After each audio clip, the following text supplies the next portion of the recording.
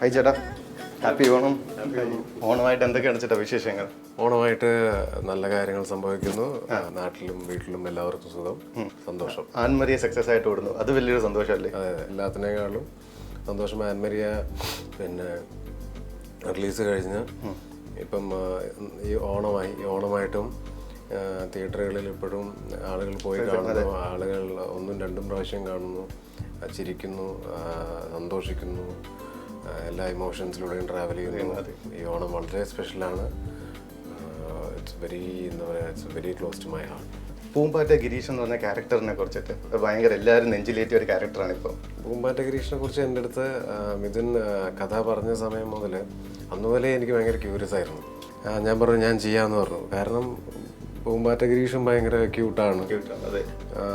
ആള് തല്ലിപ്പുള്ളിയാണെങ്കിലും ഒരു രസമാണ് പുള്ളിയെക്കുറിച്ച് പറയാനും അല്ലെ പുള്ളി കാണിക്കുന്ന ഈ പോക്കിരിത്തരങ്ങളൊക്കെ കാണാൻ. അപ്പം ഇത്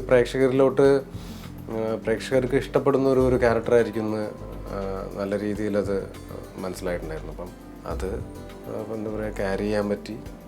ആളുകൾ ഒരുപാട് ചിരിക്കുന്നു, സന്തോഷിക്കുന്നു.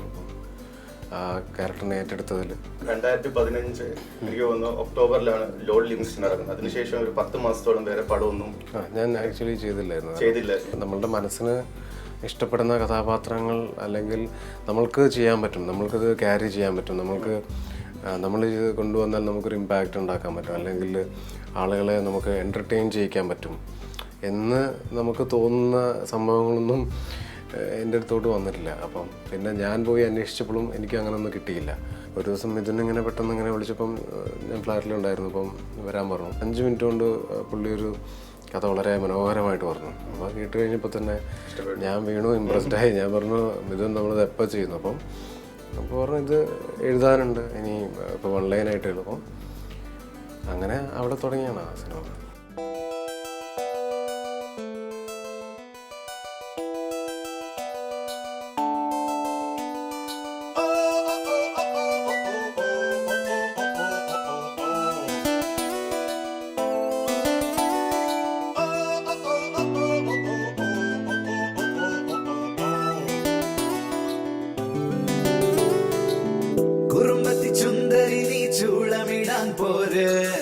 പകലിലെ പൊൻവെയിലെ താളമിടാം കൂടെ, കുലുമണി കണ്ണിണയിൽ കൗതുകത്തിൻ കൂടെ, മനസ്സിൽ വന്നിരുന്നിനി പൂങ്കുയിലെ പാട്, പെണ്ണലിട്ടൊരുയരാടി മഞ്ഞുതുള്ളികൾ, കാത്തിരുന്ന കൂട്ടുമായി ചാരയാടിതാ, കൊമ്പനാന മേലയോമൽ കുഞ്ഞു തുമ്പിയായി, അന്ന് ദൂരെയുള്ള കുന്നിലൊന്നുമായി വരാം, കുറുമ്പത്തി ചുന്ദരി ചൂളമിടാൻ പോരെ, പകലിലെ പൊൻവെയിലെ താളമിടാം കൂടെ, കുലുമണി കണ്ണിണയിൽ കൗതുകത്തിൻ കൂടെ, മനസ്സിൽ വന്നിരുന്നിനി പൂങ്കുയിലെ പാട്.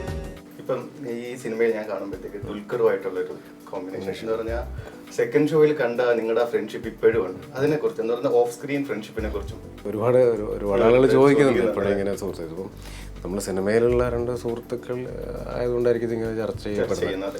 പിന്നെ ഗുരുഡി ലാലു അങ്ങനത്തെ ഒരു ഇമ്പാക്റ്റ് ഉണ്ട്. നമ്മൾ നീലാകാശം ചെയ്തപ്പോഴും നമ്മളൊരു പെയറിങ് ചെയ്തപ്പം എല്ലാവർക്കും ഒരു വിശ്വാസമുണ്ട് നമ്മൾ ചെയ്യുമ്പോൾ നല്ല സിനിമകൾ ചെയ്യും. പിന്നെ ഓഫ് സ്ക്രീനിൽ ഞങ്ങൾ നല്ല സുഹൃത്തുക്കൾ തന്നെയാണ്. അതായത് അങ്ങോട്ടും ഇങ്ങോട്ടും ബോറടിപ്പിക്കാത്ത 2 സുഹൃത്തുക്കളാണ്. അല്ലാതെ അതിനപ്പുറത്തോട്ടൊന്നും വേറെ ഒന്നുമില്ല. സാധാരണ നോർമലായിട്ടുള്ള ഹ്യൂമൻ ബീയിങ്സ് ആണ്.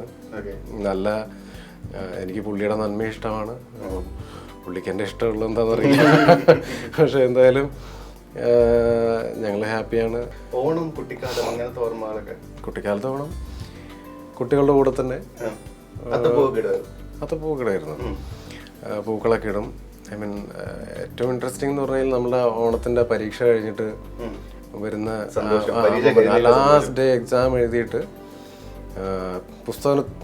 പുസ്തകത്തിനൊന്നും ഒരു വിലയില്ലാതെ ഒരു നടത്തമുണ്ട്. അതായത് പരീക്ഷയൊക്കെ കഴിഞ്ഞ് ലാസ്റ്റ് ഡേ കൂട്ടുകാരുടെ കൂടെ ഗ്രൗണ്ടിലൂടെ അങ്ങനെ നടന്ന്, അതൊക്കെ എൻ്റെ മനസ്സിലിപ്പോഴും ഒരു പിക്ചറുണ്ട്. ഇങ്ങനെ നടന്നു വന്ന് ആ ഗേറ്റും ക്രോസ് ചെയ്ത് സാധാരണ നടക്കുന്നതല്ല, അന്ന് ഇച്ചിരി കൂടെ ഹാപ്പിനെസ് ഉണ്ട്. ഒരു 10 ദിവസം ബ്രേക്ക് ഉണ്ട്. പിന്നെ കൂട്ടുകാർ, പിന്നെ പഠിക്കൊന്നും വേണ്ട, ഹോം വർക്ക്സ് ചെയ്യണ്ട, ഇങ്ങനത്തെ ബുദ്ധിമുട്ടുകളില്ല. രാവിലെ എന്താ പറയുക, രാവിലെ 10 മണിയാകുമ്പോൾ സ്കൂളിലെത്തണ്ട, നല്ലപോലെ സുഖമായിട്ട് കിടന്നുറങ്ങാം.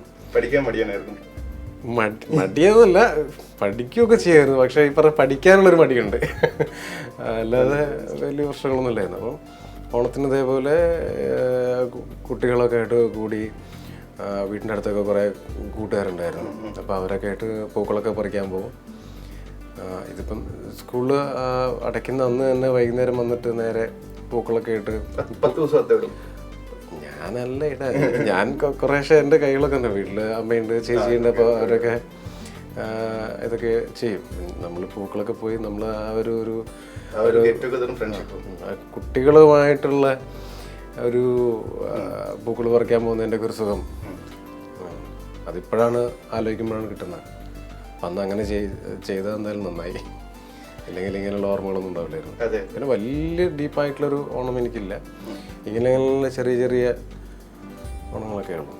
ചേട്ടൻ്റെ ഒരു സിനിമയിലും ഭയങ്കര റൊമാൻറ്റിക് ആണ്. എനിക്ക് തോന്നുന്നു മോശയിലെ കുതിരമീനുകളിൽ മാത്രമാണ്.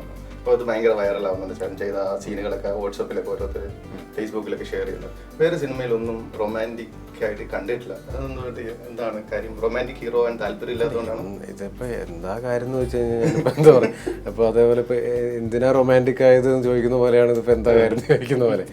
ഇതൊക്കെ ഓരോ സമയത്ത് സംഭവിക്കുന്ന കാര്യങ്ങളാണ്. അപ്പം നമുക്ക് ഇഷ്ടപ്പെട്ട കഥാപാത്രങ്ങൾ വന്നു ചേരുക, അല്ലെങ്കിൽ നമ്മളെ കൊണ്ട് ചെയ്യാൻ പറ്റുന്ന കഥാപാത്രങ്ങൾ വന്നു ചേരാനുള്ളൊരു ഭാഗ്യമാണ്. അപ്പോൾ അതേപോലെ അന്ന് അജിത് പിള്ള എൻ്റെ അടുത്ത് മോശയിലെ കുതിരമീൻ വന്ന് പറഞ്ഞു കഴിഞ്ഞപ്പം അതിനൊരു ബ്യൂട്ടിഫുൾ ആയിട്ട് കിടക്കുന്നൊരു റൊമാൻസ് ഉണ്ടായിരുന്നു. ഭയങ്കര ഡീപ്പിൽ കിടക്കുന്നൊരു റൊമാൻസ്. അങ്ങനെ പുറത്തോട്ട് നമ്മൾ പറയാതെ ഉള്ളിലെടുത്ത് വെക്കുന്ന ഒരു അത്രയും ഇൻറ്റൻസ് ആയിട്ടുള്ള റൊമാൻസ്. അപ്പം എനിക്ക് അങ്ങനെയുള്ള റൊമാൻസ് ഒക്കെ ചെയ്യാൻ എനിക്ക് ഭയങ്കര ഇഷ്ടമാണ്. ഞാൻ കുറച്ച് വർഷങ്ങൾക്ക് മുൻപേ ഒരു 80 വയസ്സുകാരൻ സാഹിബിനെ കൊണ്ടുവന്നിരുന്നു ഇവിടെ, ഈ മനോഹരമായ കാഴ്ച കാണിക്കാൻ. ജീവിതത്തിൽ ഇന്ന് വരെ ഒരാൾ സന്തോഷം കൊണ്ട് കരുന്ന ഞാൻ കണ്ടിട്ടില്ല, പക്ഷെ അന്ന് കണ്ടു.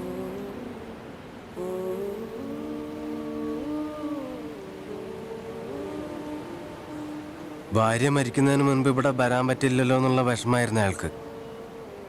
പോകുന്നതിന് മുൻപ് കുറെ കാശ് തന്നിട്ട് അയാൾ പറഞ്ഞു, ഇവിടെ ജനിച്ച നിങ്ങൾ ഭാഗ്യവാന്മാരാണെന്ന്.